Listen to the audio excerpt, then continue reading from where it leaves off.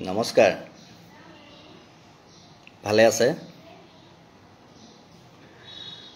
আশা কৰো সকলো ভালে আছে আপোনালোকে মই যেটো বিষয়ৰ ওপৰত আজি মই মোৰ নিজৰ বক্তব্যখিনি ৰাখিম সেই বিষয়টো মই ইতিমধ্যে লিখি দিছো আপোনালোকে বোধহয় দেখিছে যে অসমত অসমীয়া কিংবা হিন্দুৱে নিজৰ অস্তিত্ব কেতিয়াবা বিচাৰি পাবনে এটা ডাঙৰ প্ৰশ্ন কোনে ভাবিছে নাজানো কিন্তু মোৰ মনলে আজি দুদিন মানৰ পৰা এই প্ৰশ্নটো আহি আছিল যে আমি যে কৈ আছো আমি অসমীয়া আমি হিন্দু আমি আমুক আমি তামুক কিন্তু আমি কৰবাত নিজৰ অস্তিত্বটো হেৰুৱালোই গতিকে এই হেৰুৱা অস্তিত্ব আমি কেতিয়াবা ঘূৰাই পামনে আমি কেতিয়াবা নিজক বিচাৰি পামনে নিজক চিনি পামনে অসমত বিভিন্ন সময়ত আমি দেখা পাই আছো যে বিভিন্ন ঠাইত অসমৰ বিভিন্ন জিলাত আমাৰ ওপৰত অসমীয়াৰ ওপৰত হিন্দুৰ ওপৰত অসমীয়া বুলি কওঁতে মই বিভিন্ন জাতি জনগোষ্ঠীৰ কথা কৈছো নেপালী কাৰ্বি কছাৰী বাঙালী বিহাৰী যিমান আছে সকলোকে লৈ কৈছো কাৰণ সকলোকে বৃহত্তৰ অসমীয়া বুলি যেতিয়া কয় সকলো পৰে এতিয়া কব ইয়াৰ ভিতৰত মুছলমান নপৰে নেকি খ্ৰীষ্টিয়ান নপৰে নেকি বৌদ্ধিষ্ট নপৰে নেকি সকলো পৰে আৰু হিন্দু বুলি কওঁতে মই যেতিয়া কৈছো হিন্দু বুলি কওঁতে সকলো পৰে কিন্তু এতিয়া এই কথাটোত আমি ইমান ভিতৰলৈ নাযাওঁ এই বিষয়ে আমাৰ পৰৱৰ্তী সময়ত আৰু কথা পাতিব লগিয়া নিশ্চিতভাৱে থাকিব কিন্তু মোৰ যেটো প্ৰসংগ মোৰ মনলৈ যেটো শংকা আহিছে আজি যেটো সময় হৈছে আমাৰ আগত যি পৰিবেশ আমি দেখা পাইছো এই পৰিবেশত আমি অসমীয়া হিচাপে হোক বা হিন্দু হিচাপে হোক আমি নিজৰ অস্তিত্ব বিচাৰি পাম নে নাপাম যদি বিচাৰি পাব লগিয়া হয় তাতকে ডাঙৰ কথাটো হল পাব লগিয়া হলে কেনেকৈ পাম সেইটো পিছৰ কথা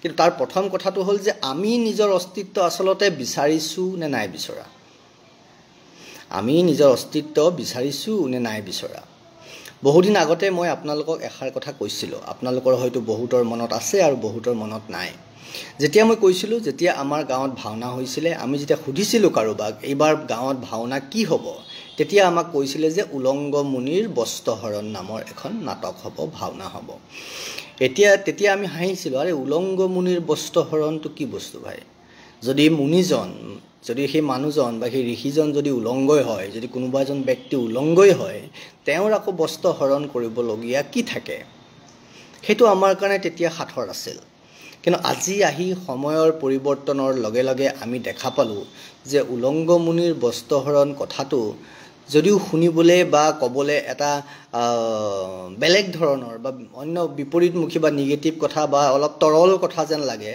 কিন্তু এই কথাটো বৰ পেলাই দিবলগীয়া কথা নহয় উলংগ মুনিৰ বস্ত্ৰহৰণ মানে এই বাক্যশাৰী আপুনি যদি ভিতৰলৈ যায় বৰ ডাঙৰ কথা সিদিনা দেখিছে নহয় লংকাত সেউজ সেনাপতিৰ ওপৰত তাত এগৰাকী নাৰ্ছৰ ওপৰতো কি ধৰণে অত্যাচাৰ কৰা হৈছে আজি সেইজন ডক্টৰ আহি পেলাই ইয়াত গুৱাহাটী জিএমচি হস্পিটেলত আছে তেওঁ চিকিৎসাধীন হৈ আছে সৰকাৰী চাকৰিয়াল বিলাকে সৰকাৰী কাৰ্যালয় বিলাকত বা সৰকাৰী ডক্টৰ বিলাকে বা সৰকাৰী চিকিৎসালয় বিলাকত আৰু আমি দেখা পাইছো সিদিনা ক'বাত কাছাৰতো বুলি এই ধৰণৰ এটা ঘটনা ঘটিছে এই মহামাৰীৰ সময়ত সৰকাৰী চাকৰিয়ালসকলে সৰকাৰী চিকিৎসালয়ত মই বিশেষকৈ ডক্টৰ সকলৰ কথা কৈছো সৰকাৰী চিকিৎসালয়ত থকা ডক্টৰ কৰ্মৰত ডাক্তৰ বা নাৰ্ছ সকলে অত্যাচাৰৰ সন্মুখীন হ'ব লগা হৈছে তাৰ বিপৰীতে কিন্তু ব্যক্তিগত খণ্ডত যিসকল ডক্টৰ নাৰ্ছ বা অন্যান্য মানুহ কৰ্মৰত হৈ আছে তেওঁলোকৰ পৰা কিন্তু সাধাৰণ ৰাইজে কষ্ট পাব লগিয়া হৈ আছে মই আৰু দুদিন আগত আপোনালোকক এটা কথা কৈছিলো যে মোৰ এজন সতীৰ্থ আৰু ভাতৃপ্ৰতিম সতীৰ্থ যুগান্ত দাসৰ দেউতাকক কেনেকৈ গুৱাহাটী হায়াত হস্পিটেলত কি ধৰণে ডক্টৰ নাৰ্ছ আৰু তাৰ কোনোবা সিকিউৰিটি গাৰ্ড মিলি তেওঁক অত্যাচাৰ কৰিছিলে তেওঁক মাৰপিট কৰিছিলে আজি এজন ডক্টৰৰ ওপৰত কৰা এই অত্যাচাৰটোৰ কাৰণে আমাক কোনে কৰিছে কি কৰিছে সেই বিষয়বোৰ ইতিমধ্যে পৰিষ্কাৰ হৈছে হুজাই আৰক্ষীয়ে তেওঁলোকক কৰায়ত্ব কৰিছে সেই বিষয়টো কিমান চৰ্চা হৈছে কিন্তু ব্যক্তিগত খণ্ডৰ হস্পিটেলবোৰে ব্যক্তিগত খণ্ডৰ নাৰ্ছিং হোমবোৰে যি ধৰণে আমাৰ সাধাৰণ মানুহখিনিৰ ওপৰত অত্যাচাৰ কৰিছে তাৰ সমান্তৰালভাৱে এই বিষয়টো কিন্তু আলোচনা হ'ব লাগিছিল এই কথাবোৰ আমাৰ মাজত চৰ্চিত হ'ব লাগিছিল কিয় হোৱা নাই সেইটো মই নাজানো ব্যক্তিগত কথাবোৰলৈ আহিলেই সকলোৰে মনবোৰ মুখৰ মাতবোৰ কিয় নোহোৱা হৈ যায় সেই কথাবোৰো মই ক'ব নোৱাৰোঁ। আজি মোৰ কাৰণে এই বিষয়টো সেই বিষয়টো নহয়, মই বেলেগ এটা বিষয় ক'ব খুজিছিলোঁ, কিন্তু যিহেতু দুইটা বিষয় চৰ্চা হ'বলগীয়া, সেইকাৰণে মই থুলমূলকৈ আপোনালোকৰ আগত এই কথাটো কৈ থলোঁ। আজি মই যিটো কথা কৈছোঁ, অসমীয়াই বা অসমৰ হিন্দুৱে কেতিয়াবা নিজৰ অস্তিত্ব বিচাৰি পাবনে?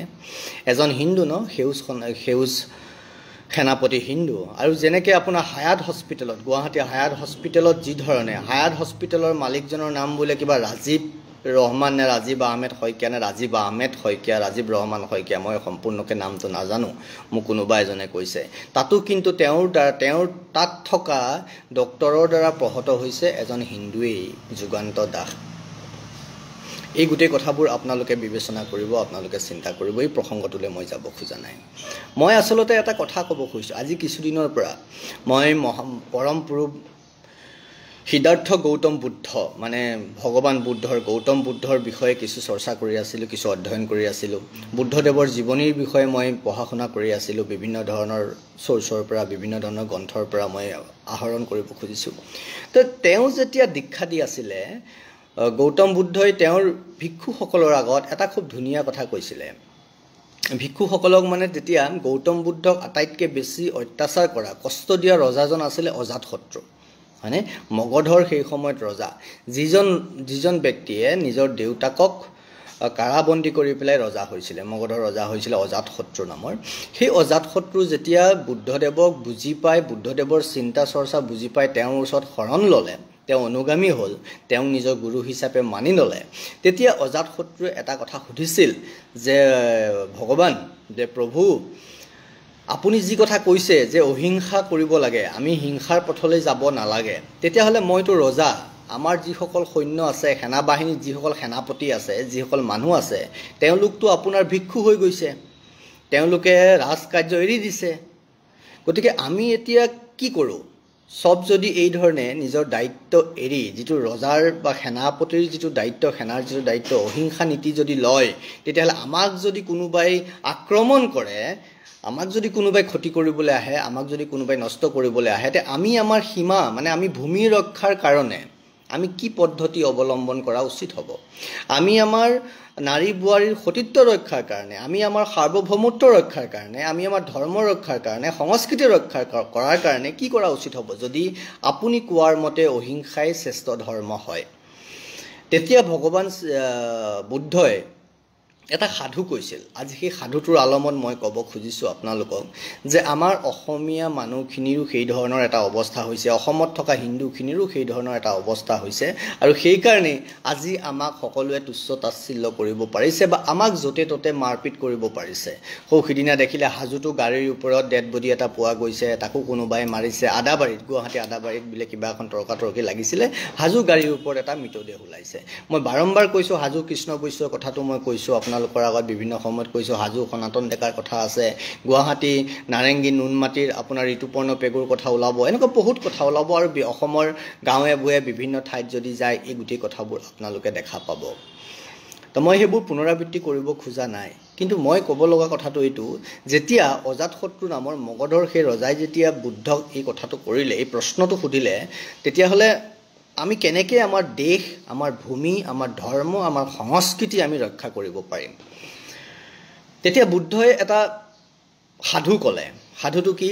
যে বুদ্ধই ক'লে যে এখন গাঁৱৰ উদাহৰণ এটা দিলে। এখন গাঁৱত এটা সাপ আছিল, বিষাক্ত সাপ। তো সাপটোৰ কাৰণে, মানে সাপটো ইমান বিষাক্ত আছিলে, সাপটোৱে য'তে ত'তে যাকে তাকে খুটিয়াই ফুৰিছিলে, যাকে তাকে অশান্তি কৰি ফুৰিছিলে। সেইকাৰণে গাঁৱৰ মানুহ সন্ত্ৰাসিত হৈছিলে, আৰু গাঁৱৰ মানুহবোৰে সিফালে যাবলৈ বন্ধ কৰি দিছিলে। গাঁৱৰ মানুহবোৰে একদম কাৰো শান্তি নোহোৱা হৈছিলে ক'তো থাকিবলৈ। তেতিয়া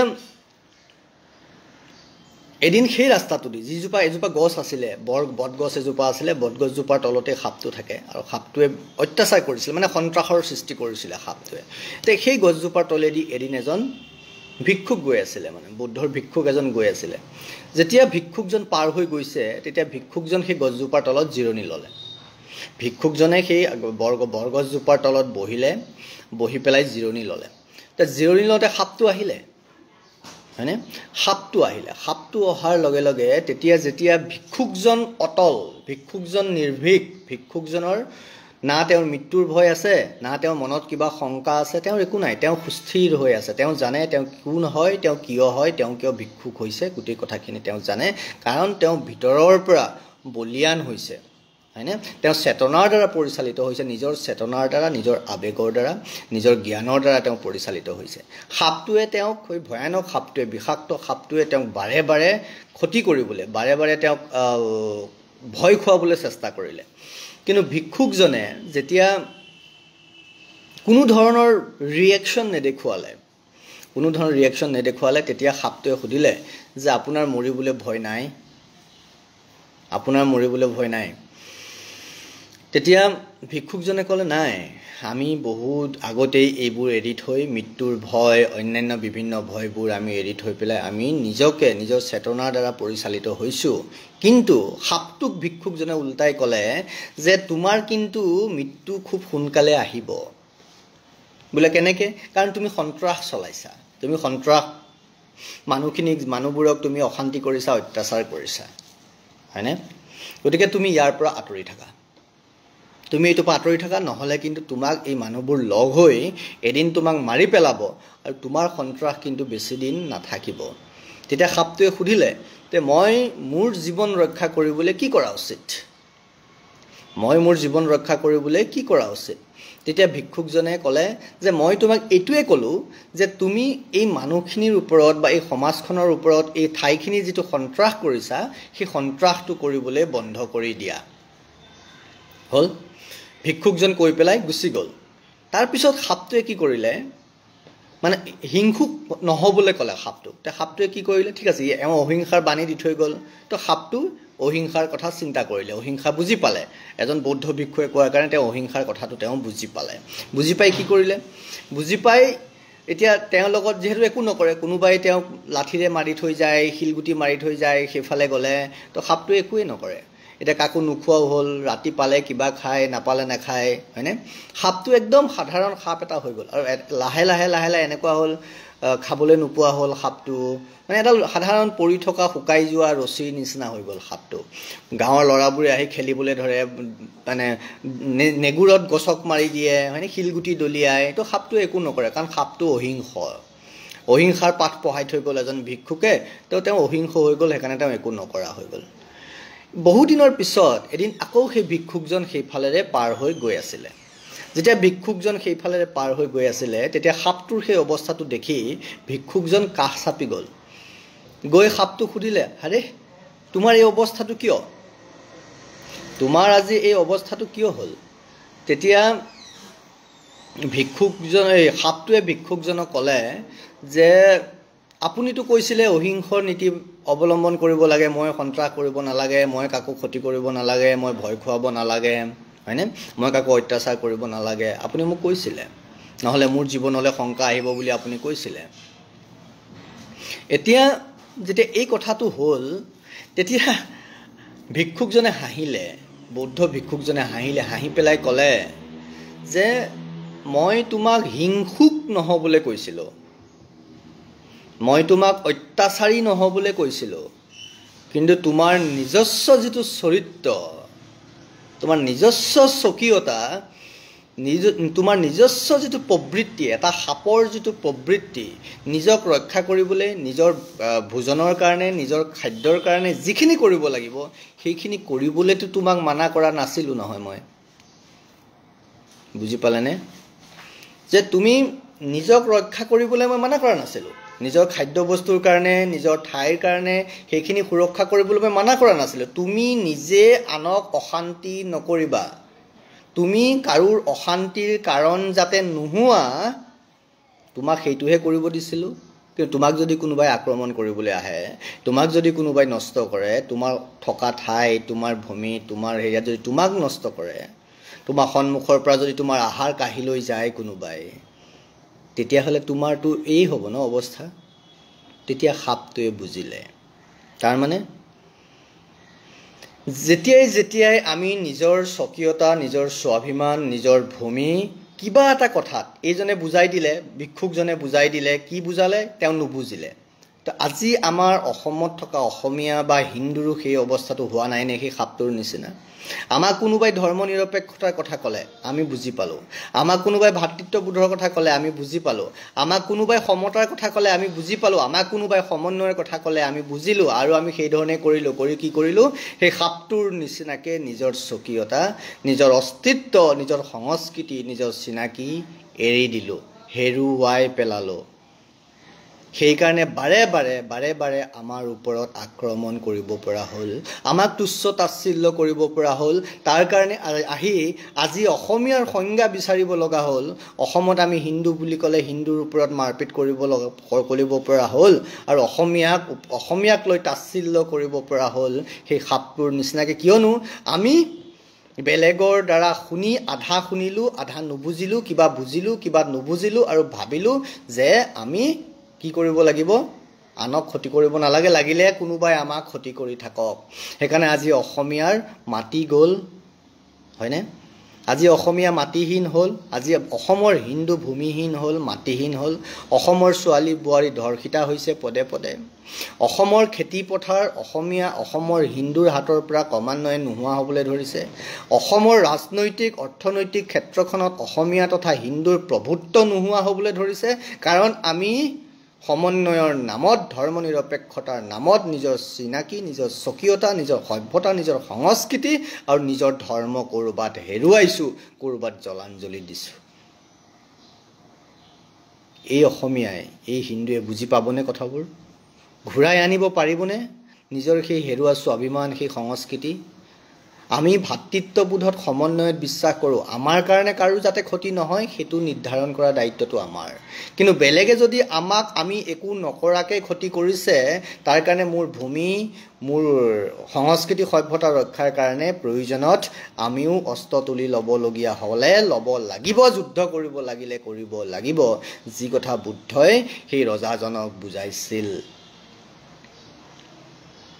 আমি পাৰিমনে কৰিব আজি মই ডাক্তৰ সেউজ সেনাপতিৰ পৰিয়ালটোলৈ মই আন্তৰিকতাৰে ধন্যবাদ আৰু কৃতজ্ঞতা এই কাৰণেই জনাব খুজিছোঁ পুনৰবাৰ কাৰণ বদৰুদ্দিন আজমলৰ ফাউণ্ডেশ্যনৰ পৰা বোলে তেওঁলোকলৈ 1 লাখ টকা দিছিল আৰু সেই পৰিয়ালটোৱে সেই 1 লাখ টকা অস্বীকাৰ কৰিছে মই আপোনালোকক নমস্কাৰ হাত জোৰ কৰি নমস্কাৰ জনাইছোঁ ধন্যবাদ জনাইছোঁ মই চেলুট দিছোঁ আপোনালোকক যে বদৰুদ্দিন আজমলে দিয়া আজমলৰ পৰা অহা পইচা আপোনালোকে ঘূৰাই দিছে আপোনালোকে গ্ৰহণ নকৰিলে আমি যথেষ্ট আহ্লাদিত হৈছোঁ এই কথাটোত কাৰণ এইবোৰ মানুহেই আমাৰ কাৰণে ক্ষতিকাৰক এওঁলোকে সাপ হৈও খুটিব বেজ হৈও জাৰিবলৈ আহিব আমাক এওঁলোকৰ মুখৰ এখন আৱৰণ পিনি মুখত এখন আৱৰণ লৈ আহি এই মানুহবোৰে আমাক নষ্ট কৰিব এই মানুহবোৰে আমাক নিশকতীয়া কৰিব কিন্তু মই সেউজ সেনাপতিৰ পৰিয়ালটোক আজি হৃদয়ৰ সমস্ত সত্ৰৰ পৰা ভিতৰৰ পৰা মই তেওঁলোকক ধন্যবাদ জ্ঞাপন কৰিছোঁ তেওঁ এতিয়া জিএমচিত চিকিৎসাধীন হৈ আছে সেউজ সেনাপতি এজন মোৰ ভাতৃপ্ৰতিম এজন সতীৰ্থ গৈছিলে তেওঁৰ খবৰ ল'বলৈ গৈ পেলাই মোক তেওঁৰ ফোনত লগাই দিছে আৰু মই সেনাপতিৰ লগত মই ফোনতে কথা পাতিছোঁ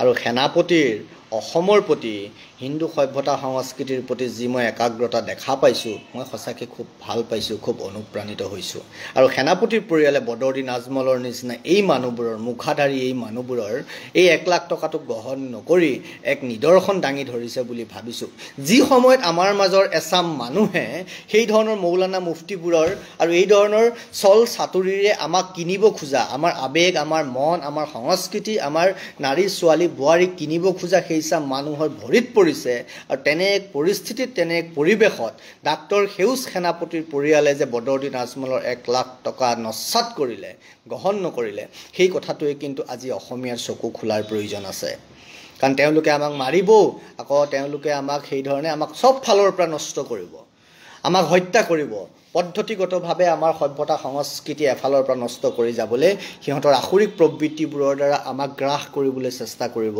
আৰু আমি হ'বলৈ দিম নেকি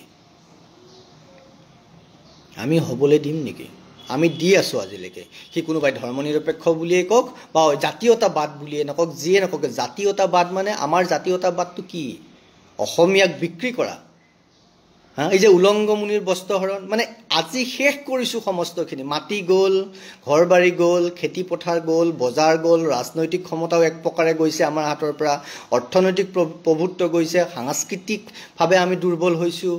তাৰপিছতো আমি উলংগ হৈছোঁৱেই, এতিয়াও বস্ত্ৰহৰণ কৰিবলৈ দিম নেকি আমি? এতিয়াও আমাক কোনোবাই বস্ত্ৰহৰণ কৰি থাকিব আৰু আমি মনে মনে থাকিম নেকি? ইমান অপ্ৰাসংগিক হৈ পৰিল নেকি আজি অসমীয়া আৰু আজিৰ অসম আৰু আজিৰ এই হিন্দু সমাজখন? ইমান অপ্ৰাসংগিক নেকি? ইমান নিজস্বতাহীন নেকি? ইমান স্বকীয়হীন নেকি? নিজে নিজক হাজাৰবাৰ প্ৰশ্ন কৰক, এবাৰ দুবাৰ তিনিবাৰ। ব্যক্তিগত স্বাৰ্থ সিদ্ধিৰ কাৰণে আমি কি কৰি পেলালোঁ? ক'ত আছিল আৰু কি হৈ গ'ল? আমি কোনখন পৃথিৱীত আছিলোঁ, আমাৰ কেনেকুৱা আছিল আৰু আজি আমি কি হ'লোঁ? আমাৰ উদাৰতা, আমাৰ সহনশীলতা কোনোবাই যে আমাৰ দুৰ্বলতা বুলি ভাবি আমাক এফালৰ পৰা মষিমূৰ কৰি আহিছে, এই সত্যটো আমি কিয় উপলব্ধি কৰিব পৰা নাই? বহু স্বাৰ্থপৰ ক্ষমতালোভী ৰাজনৈতিক নেতাই যে আমাক কেৱল মহুৰা বনাইছে, আমি কিয় এই বস্তুটো অনুভৱ কৰা নাই, এই বিষয়টো অনুভৱ কৰিব পৰা নাই? আপোনাৰ গোটেই বিষয়খিনি মই মোৰ বিষয়টো আপোনালোকৰ আগত কৈছোঁ। আপোনালোকে এই বিষয়বোৰ চিন্তা চৰ্চা কৰিব বুলি মই ভাবিছোঁ, কাৰণ আজিৰ তাৰিখত অসমত আৰু ঘটিব। আজিও যদি আমি মনে মনে থাকোঁ, আজিও যদি আমি সঁচা কথাবোৰ দেখি শুনি যদি মাত নামাতো নহয়, তাৰপিছত কিন্তু আজিও গোটেই কথাবোৰ এনেকেই, কিন্তু আহি থকা দিনবোৰ আমাৰ কাৰণে আৰু বেয়া হ'ব। আহি থকা দিনবোৰ আমাৰ কাৰণে আৰু বেয়া হ'ব, অতি ভয়ানক হ'ব আৰু ক্ৰমান্বয়ে হৈ গৈ আছে। আজি অসমত যিটো কথা, অসমত যিটো পৰিৱেশ হৈছে, মই খিলঞ্জীয়া মুছলমানসকলকো কৈছোঁ, আজি আপোনালোকে কিন্তু নিজৰ স্থিতি স্পষ্ট কৰাৰ প্ৰয়োজন আছে। কাৰণ অসমীয়া খিলঞ্জীয়াসকলে যি ধৰণৰ পৰিৱেশ আছিলে, খিলঞ্জীয়া মুছলমান যিসকলক বুলি আমি কৈছোঁ, গৰীয়া হওক মৰীয়া হওক যিসকল আছে, আপোনালোকক কিন্তু মই আগতো কৈছোঁ, আজি আকৌ কওঁ, যেতিয়াৰ পৰাই আপোনালোকৰ বাংলাদেশীয় মূলৰ বা মৌলবাদী চিন্তাধাৰাৰ মৌলানা মুফতিসকল আপোনালোকৰ মাদ্ৰাছাবোৰত সোমাল, তেতিয়াই কিন্তু আপোনালোকৰ কি হ'ল, নিজৰ স্বকীয়তাহীন হৈ পৰিল। আপোনালোক অসমীয়া সভ্যতা সংস্কৃতিৰ পৰা, ভাৰতীয় সভ্যতা সংস্কৃতিৰ পৰা বিচ্ছিন্ন হৈ গ'ল। আজি পশ্চিমবংগৰ কি অৱস্থা? আজি পশ্চিমবংগত মমতা বেনাৰ্জীৰ দৰে এগৰাকী ব্যক্তিয়ে, য'ত মই কৈছিলোঁ যিখন ঠাইৰ পৰা স্বামী বিবেকানন্দৰ জন্ম হৈছিলে, যিজন বিবেকানন্দই গোটেই পৃথিৱীত কৈ ফুৰিলে, হিন্দু ধৰ্মৰ কথা ক'লে, যিজন বিবেকানন্দই ক'লে গৌৰৱেৰে কোৱা আমি হিন্দু, সেইখন পশ্চিমবংগত আজি হিন্দুৰ ওপৰত অত্যাচাৰ হৈছে। সেইখন পশ্চিমবংগত আজি মমতা বেনাৰ্জীয়ে অফিচিয়েলি ষ্টেটমেণ্ট দিব পৰা হ'ল যে বাংলাদেশৰ পৰা অহা প্ৰত্যেককে তেওঁ নাগৰিকত্ব দিব। কাইলৈ অসমত যদি কোনোবাই কৈ দিয়ে বাংলাদেশৰ পৰা অহা যিসকল আহিব তেওঁলোকক আমি নাগৰিকত্ব দিম, তেতিয়াহ'লে এতিয়া বাংলাদেশৰ পৰা এতিয়া আকৌ প্ৰশ্ন কৰিব পাৰে, কাৰ প্ৰসংগটো আহিব পাৰে যে বাংলাদেশৰ পৰা অহা, অন্য বিভিন্ন ঠাইৰ পৰা, পাকিস্তান আফগানিস্তানৰ পৰা অহা হিন্দুসকলক যে আপোনালোকে আনি পেলাই দিম বুলি কৈছে, সেইটো কেনেকৈ গ্ৰহণযোগ্য হ'ব যদি আপোনালোকে মুছলমানক দিব নোৱাৰে তাৰ পৰা অহা? মই আমাৰ এই বুদ্ধিজীৱী সমাজলৈও, একাংশ বুদ্ধিজীৱী সমাজ যিসকলে বিৰোধ কৰিছে, এতিয়া যিহেতু বলবৎ কৰাৰ প্ৰসংগটো আহিছে, বলবৎ অসমত কৰিব লাগিব, হ'ব লাগিব। আমি এই ক্ষেত্ৰত চৰকাৰৰ পক্ষত আছোঁ। বলবৎ অসমত হ'ব লাগিব, তাৰ কাৰণে আমি কৰিব লগা যিখিনি আছে সেইখিনি আমি কৰিম। আন্দোলনৰ নামত আপোনালোকে নিজৰ ৰাজনৈতিক ক্ষমতাৰ নামত আন্দোলন কৰি আপোনালোকে ৰাজনৈতিক দলো গঠন কৰিলে, তিনিটামান নতুন ৰাজনৈতিক দল হ'ল। কিন্তু এই ৩-৪টা ৰাজনৈতিক দল হোৱাৰ পিছতো আপোনালোকে কেৱল এখন চিট পালে। আপোনালোকে নিজেই ভাবকচোন, আপোনালোকৰ ৰাইজে গ্ৰহণ কৰিছে নে আপোনালোকক আচলতে আপোনালোকৰ প্ৰকৃত স্বৰূপবোৰ আপোনালোকে উলিয়াই দিছে? যে ভাৰতবৰ্ষ বিভাগ হ'ল, বাকী আফগানিস্তান, শ্ৰীলংকা, ম্যানমাৰ ভাগ হোৱাৰ কথা আজি নকওঁ, তিব্বত আঁতৰি যোৱাৰ কথা আমি নকওঁ আজি, হয়নে?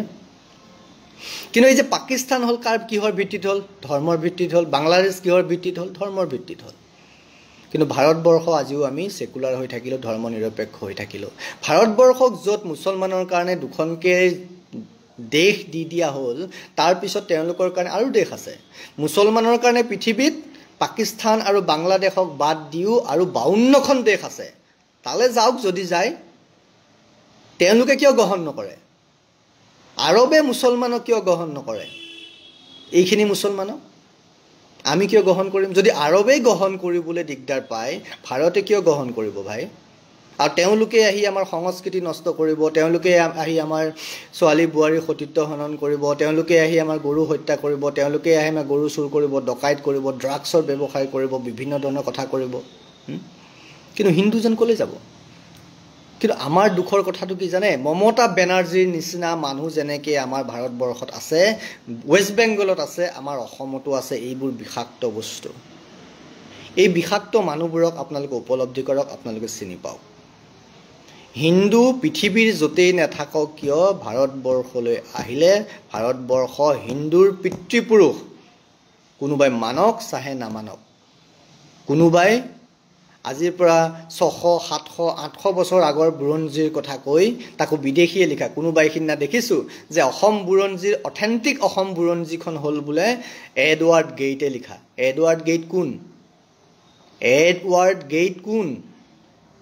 তেওঁ অসমীয়া, তেওঁ ভাৰতৰ নে তেওঁ হিন্দু নে তেওঁ কোন হয়? এজন মিছনেৰী, এজন মিছনেৰী। আৰু আমি মানি লৈছোঁ, আমি অসমীয়াই চাওক আমি কিমান স্বকীয়তাহীনতাত ভুগিছোঁ, কিমান আমি নিজস্বহীনতাত ভুগিছোঁ।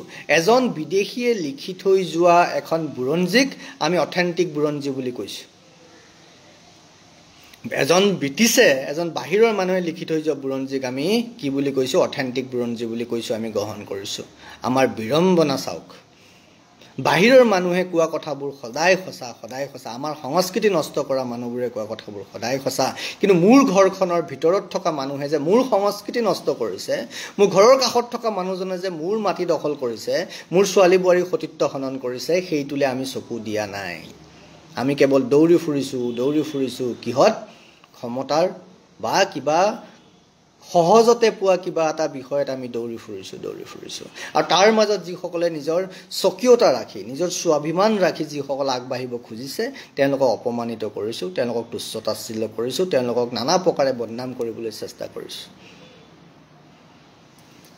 বদনাম কৰাৰ প্ৰক্ৰিয়াটো সহজ নহয়। কিবা এটা কৈ দিলেই হ'ল, আৰু কৈ দিয়া মানুহ ঢেৰ ওলাব, হাজাৰজন ওলাব। যদি মই মোৰ গণতান্ত্ৰিক যিটো অধিকাৰ, ভোট দিয়া অধিকাৰটো যদি মই 500 টকা, 100 টকা, 200 টকা এটা মদৰ বটলত বিক্ৰী কৰি দিব পাৰোঁ মোৰ ভোটটো, তেতিয়াহ'লে 10,000, 50,000, 1 লাখ টকাত কি কৰিব নোৱাৰিম? কি বিক্ৰী কৰি দিব নোৱাৰিম? কি কৰি পেলাব নোৱাৰিম? আৰু কৰিয়ে আছোঁ। আপোনালোকক এটা অতি আচৰিত কথা কওঁ। মোক আজি 2 দিন আগত এজন মানুহ আহিছিলে মোৰ ওচৰলৈ লগ ধৰিবলৈ, এজন সংবাদ জগতৰ ব্যক্তি। আজি 2 দিন আগত সংবাদ জগতৰ এজন ব্যক্তি আহিছিলে। তেওঁ এটা পৰ্টেলৰ লগত জড়িত, তো ছিনিয়ৰ মানুহ দেই। তেওঁ আহি বৰ সাংঘাতিক কথা দুটামান মোক কৈ থৈ গ'ল। তেওঁ নামটো নুসুধিব, মই তেওঁ নামটো নকওঁ, কাৰণ যদি এই মোৰ লাইভ ভিডিঅ'টো চাই তেওঁলোকে জানিব যে নামটো হিন্দু। কেইজনমান ইছলাম ধৰ্মী সাংবাদিক আছে, নামটো হিন্দু হয়নে? নামটো খিলঞ্জীয়া মুছলমান। আমাৰ যেনেকৈ কয় গৰীয়া মৰিয়াৰ যিসকলৰ যে অসমীয়া এনে শইকীয়া, হাজৰিকা উপাধি যেনেকৈ লিখে, তেনেকুৱা ধৰণৰ নামবোৰ। আৰু তেওঁলোকে নামবোৰ এতিয়া সিদিনা মই গম পালোঁ যে হায়াত হস্পিটেলৰ যিজন মালিক, সেইকাৰণে হয়তো তাত আমাৰ এজন মানুহক মাৰাৰ পিছতো অভিভাৱকৰ ছিগনেচাৰ নোহোৱাকৈ এজন পেচেণ্টক অপাৰেশ্যন কৰি কৰাৰ পিছত মৃত্যু হোৱাৰ পিছতো কোনেও একো ব্যৱস্থা নল'লে হায়াত হস্পিটেলৰ। ভাবিছিলোঁ কিবা কৈছিলোঁ নহয়, নামটো ৰাজীৱ শইকীয়া বোলে। নামটো ৰাজীৱ শইকীয়া, পিছত গম পালোঁ নট অনলি ৰাজীৱ শইকীয়া, ৰাজীৱ ৰহমান শইকীয়া। মাজত ৰহমানটো তেওঁলোকে নিলিখে। কিয় নিলিখে? কিয় ক'ব নোৱাৰে যে মই ৰাজীৱ ৰহমান শইকীয়া? কিয়? এই এজেণ্ডাটো কিয়? যদি তুমি ৰাজীৱ শইকীয়া হ'ব খুজিছা, ৰাজীৱ শইকীয়া হোৱা। সত্ৰত শৰণ লোৱা, ৰাজীৱ শইকীয়া হোৱা। কোনোবা দেৱালয়ত শৰণ লোৱা, ৰাজীৱ শইকীয়া হোৱা। শাক্ত, শৈৱ, গাণপত্য বা সৌৰ বৈষ্ণৱ কিবা হৈ ৰাজীৱ শইকীয়া হোৱা। মাজত ৰহমানটো অঁতৰাই ৰাজীৱ শইকীয়া হ'ব লাগে কিয়? মাজত ৰহমানটো নিলিখি ৰাজীৱ শইকীয়া হ'ব লাগে কিয়? তেনেকুৱা কেইবাজনো সাংবাদিক আজিৰ সংবাদ মাধ্যমত আছে অসমত। আৰু তেওঁলোকে জানে, যিটো খবৰ আহিছে মই গোটাই আছোঁ, মই তথ্য গোটাই আছোঁ, কেইজনমান আছে বিশেষ নামবোৰ পাইছোঁ, তথ্যখিনি পালেই মই ৰাজহুৱা কৰিম। তেওঁলোকে লাভ জিহাদ প্ৰমোট কৰাই আছে। তেওঁলোকে লাভ জিহাদ প্ৰমোট কৰাই আছে। আৰু তেওঁলোকে যদি কোনোবা এজন হিন্দু নেতাক মাতি নি বা হিন্দুৰ বিষয়ে কথা কোৱা মানুহ এজনক তুচ্ছ তাচ্ছিল্য কৰিব পাৰে, তাৰ কাৰণে বোলে তেওঁলোকে মাননীয়ও পায়। এয়া চলি আছে। দিছ আৰ দ্য নেৰেটিভছ। এইবোৰ আমাৰ ভিতৰত হৈ আছে, এইবোৰ আমাৰ ভিতৰত চলি আছে, এই অসমত চলি আছে। অসমৰ গোটেই পৰিৱেশটো কি ধৰণে পদ্ধতিগতভাৱে লৈ যোৱা হৈছে সেই কথাবোৰ অসমৰ ৰাইজে অকণমান বুজক, অকণমান ভাবক। হিন্দু বুলি কোৱাৰ লগে লগে সহনশীল, হিন্দু বুলি কোৱাৰ লগে লগে আমি একতাত বিশ্বাস কৰোঁ, নৰনাৰায়ণ বুলি কৈ যত জীৱ তত শিৱ বুলি কৈছোঁ। ইয়াত কোনো জাতি ধৰ্ম বৰ্ণৰ কথা নাই।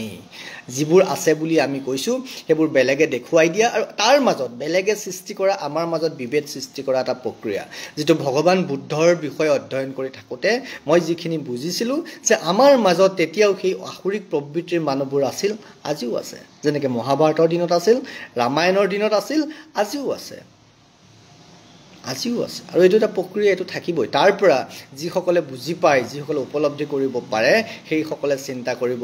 আজি ইজৰাইলৰ প্ৰসংগটো যদি মই আকৌ আনো, ইজৰাইলে নিজৰ স্বাভিমান, স্বকীয়তা, অস্তিত্ব নিজৰ দমত বজাই ৰখাৰ বাবেই চাৰিওফালে ইছলামিক ৰাষ্ট্ৰ থকাৰ পিছতো তেওঁলোক কিন্তু আজি নিজৰ স্থিতিত অটল হৈ থাকিব পৰা হ'ল, থাকিব পাৰিলে, নিজৰ স্বাভিমান বজাই ৰাখিব পাৰিলে, আৰু নিজে একত্ৰিত হৈ যুদ্ধ কৰাৰ বাবেই। কিন্তু আমি কি কৰিছোঁ? আমি কি কৰিছোঁ? আমি কেৱল নিজক বিক্ৰী কৰিছোঁ, নিজৰ সভ্যতা সংস্কৃতি এৰি দিছোঁ, সকলো এৰি দিছোঁ।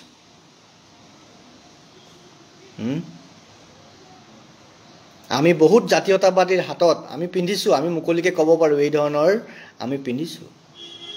আমাৰ বহুত জাতীয়তাবাদী নেতাৰ মুখত হাততো দেখা পাইছোঁ, কিন্তু যেতিয়াই হিন্দু বুলি ক'ব লগা হয় তেতিয়াই তেওঁলোকে ভয় কৰে, লাজ কৰে নে ভয় কৰে নাজানো, নে কিবা স্বাৰ্থত তেওঁলোকে ক'ব নোৱাৰে। এই যে স্বাৰ্থপৰতা আমাৰ মাজত যিটো আহিছে, এই স্বাৰ্থপৰতাই কিন্তু অসমীয়াক আজি যি ধৰণে অসম আৰু অসমৰ হিন্দুক, অসমীয়া আৰু অসমৰ হিন্দু প্ৰত্যেকটো জাতি জনগোষ্ঠীক মই যে কৈছোঁ উলংগ মুনিৰ বস্ত্ৰ হৰণ কৰা নিচিনাকৈ ইতিমধ্যেই আমাক উলংগ কৰিলে, আৰু উলংগ হ'বলৈতো বাকী নাই। তাৰপিছতো যাতে শেষ যিকণ আছে, সেই যি টুকুৰা শেষ কাপোৰ আছে, সেই কাপোৰখনো যাতে খুলি আমাক উলংগ মুনিৰ বস্ত্ৰ হৰণ কৰিব নোৱাৰে, তাৰ কাৰণে অসম আৰু অসমীয়াই এই কথাবোৰ ভবা উচিত। তাৰ কাৰণে আমাৰ অৰ্থনৈতিক পৰিকল্পনা কি হ'ব? অৰ্থনৈতিকভাৱে আমি কি কৰিম? কৰোণা মহামাৰীৰ পিছত আমি ক'ত যাম? হয়নে? অসমৰ বিভিন্ন ঠাইত খাৰুপেটীয়াৰ শাক পাচলি কিয় যাব লাগে? অসমৰ বিভিন্ন ঠাইত ঢিঙৰ পৰা শাক পাচলি কিয় যাব লাগে? অসমৰ বিভিন্ন ঠাইলৈ, ডিব্ৰুগড়ত দেখিছোঁ, মই লখিমপুৰত দেখিছোঁ, এইবোৰ ঠাইৰ পৰা শাক পাচলি কিয় যাব লাগে? তাত কৰিব নোৱাৰি? তাত যদি পাৰি কেনেকৈ পাৰি? আৰু তাত যদি পৰা নাই, কিয় পৰা নাই? কিয় পৰা নাই? ধেমাজিৰ চৰবোৰত আজি ইমান ধুনীয়া আলু হয়, মাজুলীত ইমান ধুনীয়া আলু, নহৰু, পিঁয়াজ হ'ব পাৰে, হৈছেনে? সেই আলু আহিছেনে? কোনোবাই কৈছেনে এই শাক পাচলি মাজুলীৰ পৰা আহিছে, এই শাক পাচলি ধেমাজিৰ পৰা আহিছে? কোনোবাই কৈছেনে? ক'ব পাৰিছেনে? যদি পৰা নাই, কিয় পৰা নাই? যদি কোনোবাই ক'ব পাৰিছে খাৰুপেটীয়া মিয়াই কৰা খেতি খাইছোঁ আমি, শাক পাচলি খাইছোঁ আমি, আপোনালোকে কৈ থাকিবও পাৰে, কিন্তু খাই থাকিবলৈ লাজ নালাগে। মানে মুখেৰে কোৱা আৰু কৰাৰ মাজত পাৰ্থক্য আছে বন্ধুবোৰ। যদি খোৱাৰ সময়ত সেইটো অনুভৱ হয় যে আনে কৰি দিয়াটো আমি খাই আছোঁ, সেইটো যদি অনুভৱ হয়, যদি কেতিয়াবা অনুভৱ কৰে, তেতিয়াহ'লে সেইটো কৰিবও লাগিব। গতিকে নিজে চিন্তা কৰক, নিজে অনুভৱ কৰক, আৰু নিজৰ চিন্তা আৰু অনুভৱৰ বলেৰে আগবাঢ়ক। অসমীয়াই আজি যদি নুবুজে, ইমানখিনি অত্যাচাৰ হোৱাৰ পিছতো, বাৰম্বাৰ অত্যাচাৰ হোৱাৰ পিছতো যদি আজিৰ অসমীয়াই নিজৰ স্বাভিমান স্বকীয়তা বুজি নাপায়, চাওক, অসমীয়া মানে, অসম মানে, সহনশীল মানে, হিন্দু মানে আমাৰ ওপৰত অত্যাচাৰ কৰা অত্যাচাৰীৰ বিৰুদ্ধে অহিংস হৈ থকাটো নুবুজায়, যি কথা ভগৱান বুদ্ধই মগধৰ সেই সময়ৰ ৰজা অজাতশত্ৰুক বুজাইছিল। আমাৰ পৰা যাতে কাৰো ক্ষতি নহয় সেইটো আমি নিশ্চিত কৰিব লাগিব। যদি কোনোবাই আমাক ক্ষতি কৰিবলৈ আহে, তেতিয়াহ'লে কিন্তু আমি মনে মনে থকা উচিত নহ'ব। আজি এই কথাটো স্পষ্ট হৈছে, স্পষ্টকৈ আমি বুজি পোৱা দৰকাৰ, বুজি পোৱা উচিত বুলি মই ভাবিছোঁ। অসমৰ সুধী সমাজে এই কথাবোৰ চিন্তা কৰিব, আৰু কাক লৈ পেলাই আননেচেচাৰী কাক বিৰোধ কিয় কৰিছে? কাৰণ মুছলমান নাই। মুছলমান শব্দটো ভৰাই দিয়কচোন। মুছলমানক গ্ৰহণ কৰিম বুলি আমাৰ কোনো জাতীয়তাবাদী আন্দোলন নকৰিব, চব বন্ধ কৰি দিব। কোনো পেপাৰে নিলিখিব, কোনো কমিউনিষ্টে নক'ব, কোনো বুদ্ধিজীৱীয়ে হয়তো নক'ব। কেৱল মুছলমান শব্দটো ভৰাই দিয়ক। কি প্ৰেম ইমান এই শব্দটোৰ প্ৰতি আপোনালোকৰ? আৰে ভাৰতখন খণ্ড খণ্ড কৰিলে, পাকিস্তান বাংলাদেশ কৰিলে, আমাৰ ছোৱালী বোৱাৰী সতীত্ব হনন কৰিলে, সিদিনা কৈছোঁ নহয়, জিহাদৰ প্ৰশিক্ষণ দিলে, প্ৰতিটো ক্ষেত্ৰত দেখি আছে আমাৰ ল'ৰা ছোৱালীক মাৰিছে য'ত ত'ত। টেটৰ শিক্ষকসকলক, ছোৱালীসকল যিসকলে কৰিমগঞ্জৰ ভিতৰৰ ক'ৰবাত কাম কৰি আছে, ধুবুৰী ক'ৰবাত কাম কৰি আছে, কিমান ফোন কৰে, আমাক লৈ যাওক, আমি ইয়াত কাম কৰিব নোৱাৰোঁ। পঞ্চায়তত যিবোৰ মানুহে কাম কৰি আছে, আমি ইয়াত কাম কৰিব নোৱাৰোঁ দাদা, আমাক লৈ যাওক, আমাক ইয়াত অশান্তি কৰে। কিয় কৰে? কিন্তু কোনোবা হিন্দু পৰিয়ালৰ মাজত থকা, হিন্দু প্ৰভুত্ব এলেকাত থকা মুছলমান এজনৰ ওপৰত সেই হিন্দুৱে অত্যাচাৰ কৰিছে নেকি? সেই হিন্দু কোনোবাই টৰ্চাৰ কৰিছে নেকি? বৰঞ্চ আমি কি কৰোঁ, এই ল'ৰাজন অকলে আছে, বাহিৰত আছে, বেলেগৰ ল'ৰা আহি ইয়াত কাম কৰি আছে, তাক পাৰিলে আমি সহায় কৰোঁ। কিন্তু তেওঁলোকে অত্যাচাৰ কৰে। কিয়? নিজৰ প্ৰভুত্ব বিস্তাৰ কৰিবলৈ। এই ধৰণৰ অসুৰবোৰক, এই ধৰণৰ পাপীবোৰৰ হাতত যদি আমি নিজৰ স্বকীয়তা এৰি দিওঁ, আমি যদি নিজৰ সংস্কৃতি সভ্যতা ভূমি এৰি দিওঁ, তেতিয়াহ'লে একো নাথাকিব। গতিকে আজিৰ অসমীয়াই চিন্তা কৰক, আহি থকা দিনবোৰক নিজক কেনেকৈ প্ৰস্তুত কৰিব, সাংস্কৃতিকভাৱে, সামাজিকভাৱে, ধৰ্মীয়ভাৱে, অৰ্থনৈতিকভাৱে কি ধৰণে পৰিপুষ্ট কৰিব, পৰিপক্ক কৰিব আৰু সঁচাটো গ্ৰহণ কৰি আগবাঢ়ক। সেইধৰণে আমি আগবাঢ়ি যাব লাগিব, সেইধৰণে আমি কৰিব লাগিব।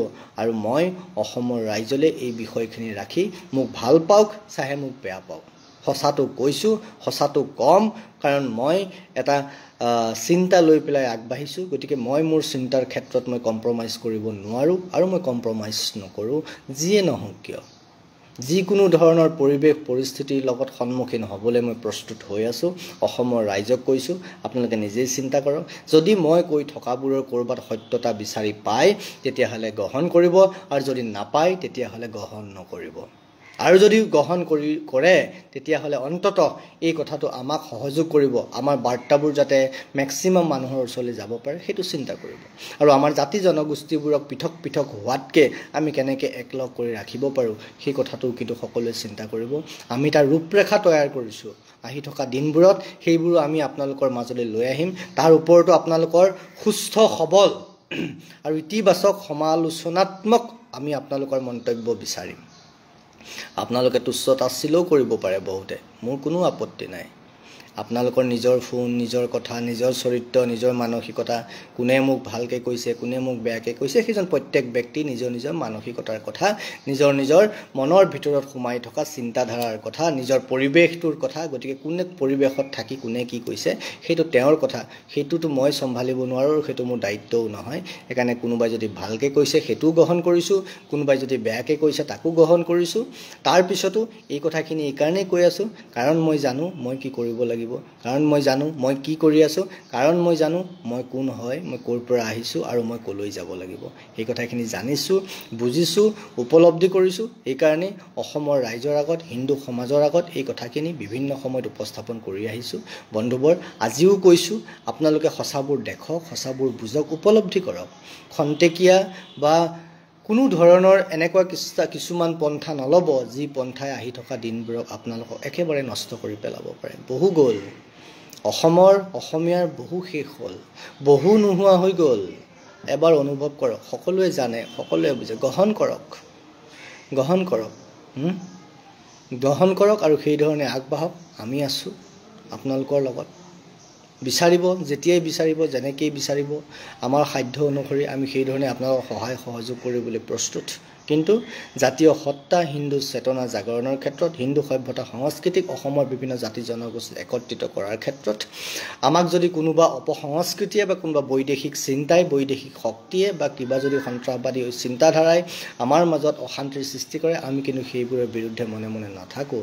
সেইদিনাও কৈছোঁ, আজিও কৈছোঁ, আৰু শেষ কৰাৰ আগতে পুনৰবাৰ বদৰুদ্দিন আজমল ফাউণ্ডেশ্যনৰ নিচিনা কিছুমান মুখাধাৰী অনুষ্ঠানৰ পৰা, সংগঠনৰ পৰা দিয়া 1 লাখ টকা ডাক্তৰ সেউজ সেনাপতিৰ পৰিয়ালে গ্ৰাহ্য নকৰা কথাটোক আমি আন্তৰিকতাৰে পুনৰবাৰ ধন্যবাদ জনাইছোঁ, কৃতজ্ঞতা জনাইছোঁ। আৰু আমি আশা কৰিছোঁ এই কথাটোৰ পৰাই অসমৰ বহু সংখ্যক মানুহে এটা মেছেজ পাব অসমৰ তথাকথিত ধৰ্মনিৰপেক্ষসকলে তথাকথিত ভাতৃত্ববোধৰ কথা কোৱা সমন্বয়ৰ কথা কোৱা সকলে এই বিষয়টো নিশ্চিতভাৱে উপলব্ধি কৰিব পাৰিব গতিকে আপোনালোকলে এইখিনি কৈ আজিলৈ মই এৰিছো আকৌ এনেকুৱা কিছুমান বিষয় লৈ মই আপোনালোকৰ ওচৰলৈ আহি থাকিম মই কথাবোৰ কৈ থাকিম কৈছো গ্ৰহণ কৰিব লগা বুলি ভাবিলে কৰিব আৰু নলগা বুলি ভাবিলে নকৰিব নমস্কাৰ